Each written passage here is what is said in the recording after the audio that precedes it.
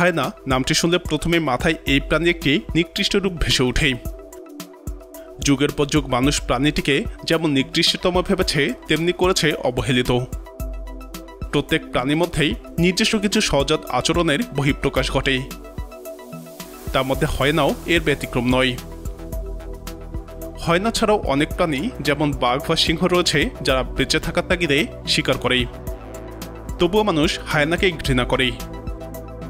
হতে পারে এটি দেখতে বাঘ বা সিংহের মতো সুদর্শন নয়।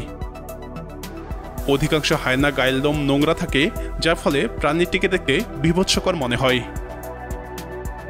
কিন্তু হায়না সম্পর্কে কিছু মনোমুগ্ধকর এবং অজানা তথ্য রয়েছে যা আপনাকে অভিভূত করবে। পৃথিবীতে মূলত 4 প্রজাতির হায়না বিদ্যমান। এগুলো হচ্ছে স্পটেড হায়না, স্ট্রিপড হায়না, ব্রাউন হায়না এবং আর্ডউলফ হায়না। এই 4টি প্রজাতির মধ্যে স্পটেড হায়নাই সবথেকে বেশি পরিচিত। হায়না গড়ে 25 বছর পর্যন্ত জীবিত থাকতে পারে। বর্তমানে এদেরকে কেবলমাত্র আফ্রিকাতেই বেশি পাওয়া যায়। হায়নাই একমাত্র স্তন্যপায়ী প্রাণী যাদের স্ত্রী এবং পুরুষ পুরোপুরি একই রকম দেখতে, কারণ নারী হায়নাদের যৌনাঙ্গ পুরোপুরি পুরুষ যৌনাঙ্গের মতোই। স্ত্রী হায়নার বাহ্যিক কোনো যৌনাঙ্গ না থাকায় এদের এই একটি অঙ্গের মাধ্যমেই মূত্রত্যাগ এবং বাচ্চা প্রসব করতে হয়। বাচ্চা প্রসব খুবই কষ্টকর একটি প্রক্রিয়া, যার ফলে শতকরা 10 ভাগ মাতৃ হায়না বাচ্চার জন্মদানকালের সময় মারা যায়। পুরুষ হায়না থেকে স্ত্রী হায়না বেশি হিংস্র এবং শক্তিশালী হয়ে থাকে।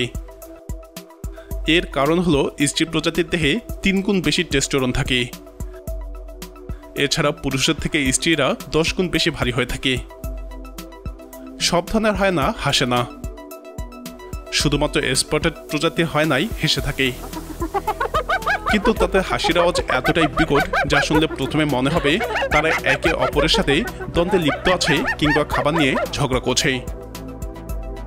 এমনকি হাসতে হাসতে তারা শিকার করে এবং শিকারগুলোকে খুবই নির্মমভাবে হত্যা করে। হায়না বুদ্ধিমান প্রাণীর মধ্যে অন্যতম।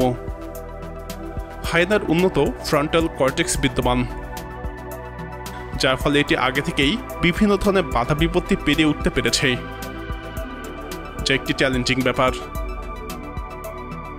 এমনকি এরা শিম্পাঞ্জি থেকেও বেশি বুদ্ধিমান, তাই এরা প্রাইমেট বর্গের প্রাণীর মতোই জটিল প্রকৃতির। বাস্তবিক রূপে একটি সিংহের চেয়েও বেশি দক্ষ এরা। হায়না সবসময়ই সুযোগ সন্ধানী এবং তারা তাদের সুযোগকে কাজে লাগিয়ে শতকরা 95 ভাগ শিকারে সফল হয়েছে। তবে সুযোগ পেলে এরা অন্যের খাবার চুরি করে। তবে সব মিলে হায়না উপকারী প্রাণী। স্ক্যাভেঞ্জার বা নোংরা খাদক হিসেবে মরুভূমিতে টিকে থাকা মোটেও সহজ নয়।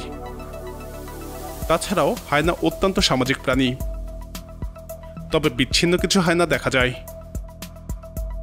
কিন্তু বাসায় বিশেষ করে নতুন শাবকের জন্ম হলে হায়নারা একজোট হয়ে যায়।